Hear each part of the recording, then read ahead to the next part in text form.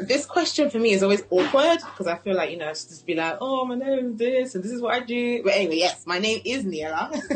I am a gospel singer, songwriter, vocal coach. What else do I do? See, anytime someone says who are you, then I can't remember who I am anymore. But yeah, so singer, songwriter, vocal coach. To be honest, I do a lot of different things depending on the day and the weather and the time and the task at hand. So one day I could be a painter, the next I could be a hairdresser. You just never know. But the main thing is I have to sing. Yeah.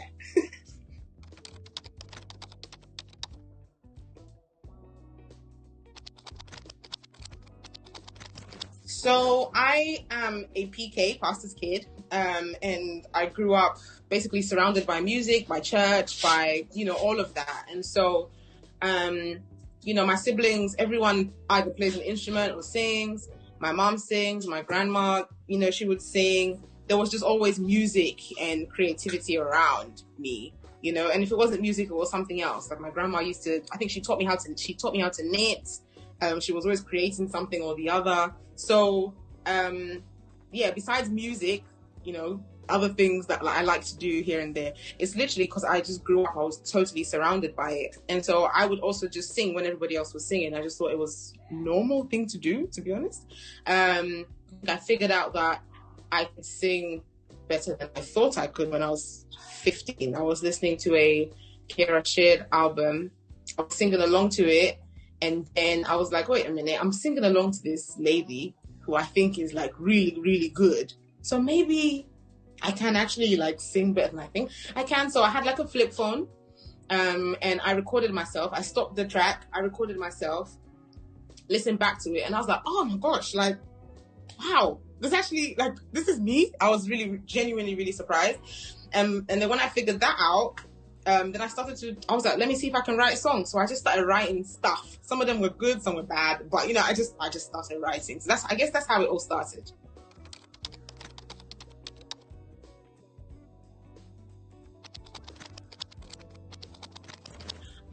Besides singing, so growing up, I was quite quiet and shy. So I used to spend a lot of my time drawing, sketching, reading at a point. I used to hate reading, but then once I got into the swing of it, then I would just read. I used to spend a lot of time just kind of exploring different things, books, ways to create things, then the whole knitting thing came along. So I was just, and then at one point I wanted to be a novelist. So I started writing novels. I finished none of them, by the way. None of them are completed.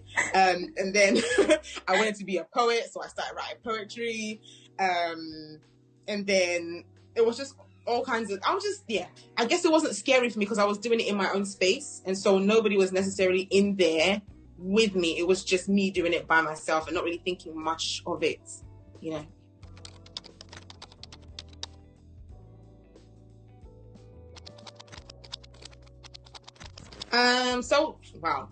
I think it's because, as time progresses as a people, society is becoming a lot more liberal.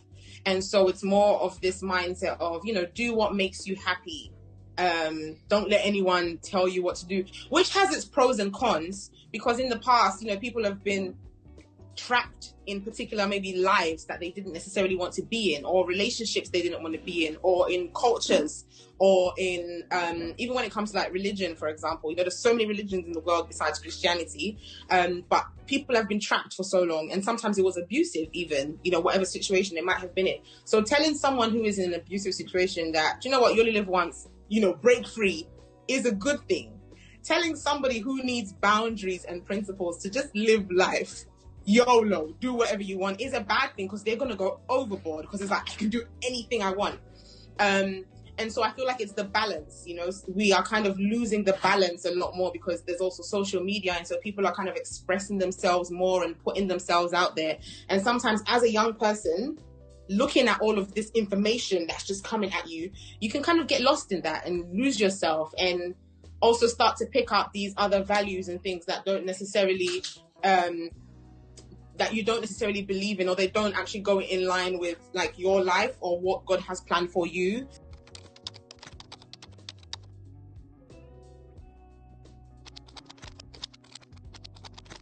Okay, so personally for me, obviously my Christian faith, my belief in God is a major thing that has always been part of my life. I grew up in it. But then there was a point where I had to make the decision for myself if that's what I even believed in. You know, I started to question, like, does God really exist? Why do we even do this? It's like obligation. I'd go to college and high school, and they didn't go to church as much as I did, or pray as much, or fast as much, but they seemed like they were doing okay. So I started to ask all these questions, only to grow up later on, kind of find my way through depression, suicidal thoughts, low self-esteem, not valuing myself, like just so much, broken relationships, like so much. And finally being like, you know what, I really want to come back to God. Like, I want to try this God thing out for myself, because before I would do it because there was no choice. You know, it was either like, we're all going, you're not going to stay in the house when we're going to church, so you might as well come. But once I started to kind of face my own challenges, then I was like, I need more. Like, I need something, and I also need to know what my purpose is. And so I prayed, like a very specific prayer.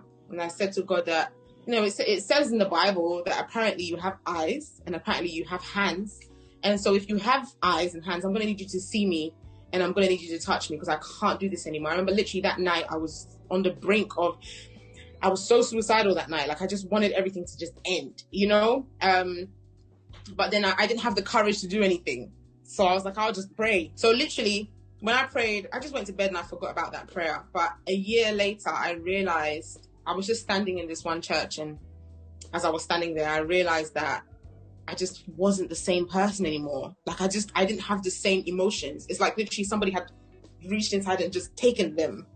I wasn't carrying this dark cloud around anymore. I wasn't as angry. I wasn't suicidal. I was actually happy.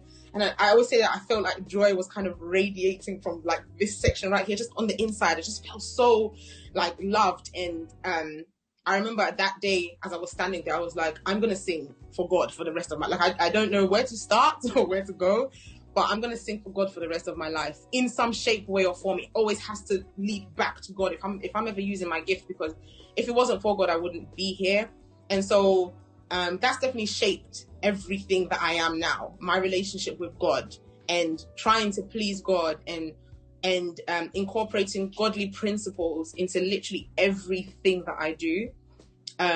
So I would say, yeah, those are my values. Like, I hold so tightly onto God, and anything that doesn't look like God or starts to confuse me, I'm like, okay, you're going to have to hold on, because if I don't understand it, I might, you know, falter or fall away from that.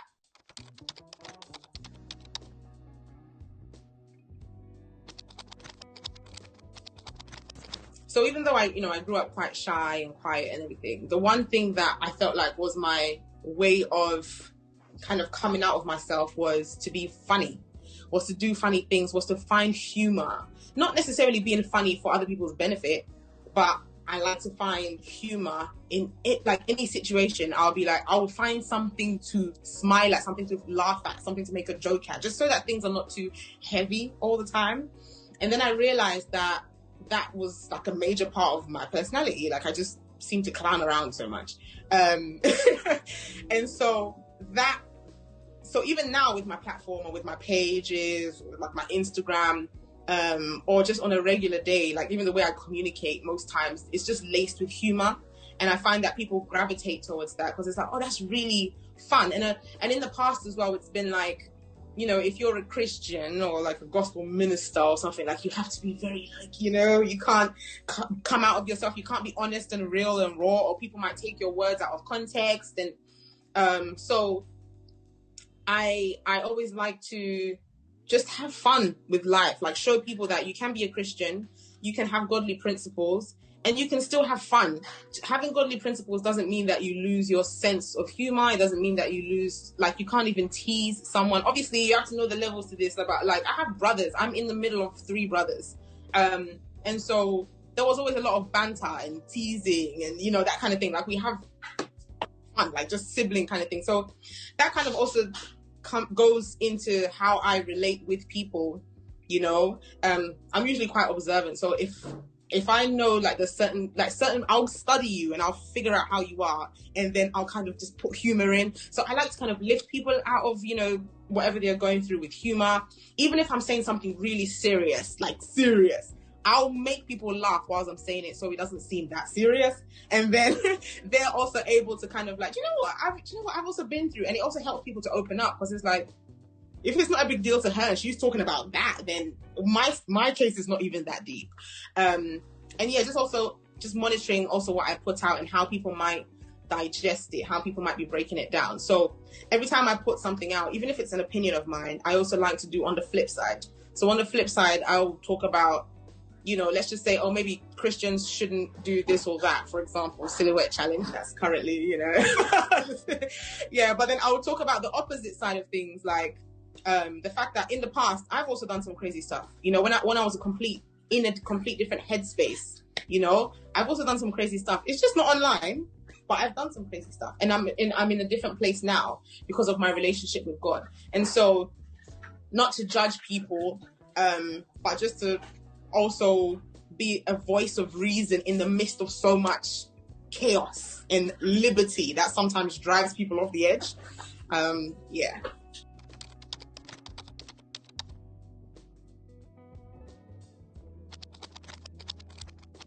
When we think of impact, most times we're thinking of like really major stuff, you know, but actually impact can be the smallest thing. It can be maybe a passing comment that you made to someone that didn't seem significant at the time, but maybe one day when they're going through something, that thing that you said comes back and it maybe pulls them out of the situation. It might be a joke that I might have said to someone, and then they're down, and then they think of it and they laugh and they giggle, and it's like, oh my God, that crazy girl. You know, to me, that's impact. It's not necessarily, it doesn't always have to be like, you know, singing on the biggest stage, going to like some award shows. That's also impact. I mean, all exposure, well, not all exposure, but you know, exposure that is good. You know, you're impacting somebody is seeing it, just leaving your mark. And I think this is what I've been thinking about a lot more recently, about the fact that who we are and our spirits, literally our character. So apart from if I'm not here, but I've said something and you think of that, you're basically connecting to a part of me that's not in the room with you, but it's there.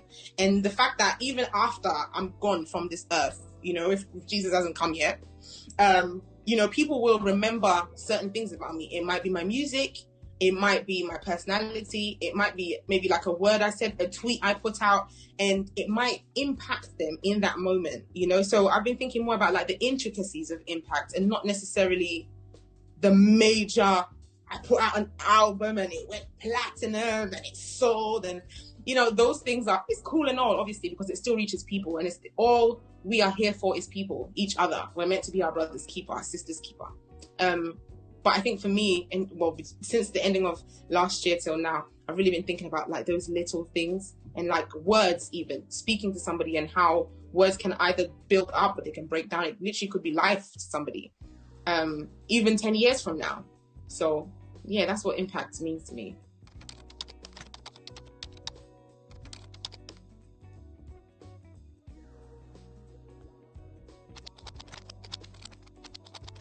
First of all, don't allow guilt to eat you up, because that's one of the worst things. Like, guilt cripples you. Guilt doesn't build you up. Feeling remorse and even a little bit of shame about things that we've done, or acknowledging at least that, you have to at least acknowledge that, you know what, that wasn't right. I'm ashamed that I did that. But once it turns into guilt means like you're just consistently like regretting, and it starts to kind of leak into condemnation. And it's very difficult to pick yourself up from that place of condemnation. It's like, you know, the voice basically eats away at yourself, at your soul, at your being, at your self-esteem, at, you know, all those things. So I would say to anyone who is my age or younger that if you've made some mistakes, it's okay. We've all made mistakes, yeah? But learn from them and grow from them. And don't beat yourself up. Don't wallow in guilt. But acknowledge the fact that what happened wasn't great, or you didn't act right, you know, because nobody's perfect. And grow from that and learn from it. And also be gracious to yourself. Sometimes we are our harshest critic, you know. But even though we are our harshest and hardest critic, you also have to fight yourself in this life. Your biggest opponent and your biggest challenge is going to be yourself.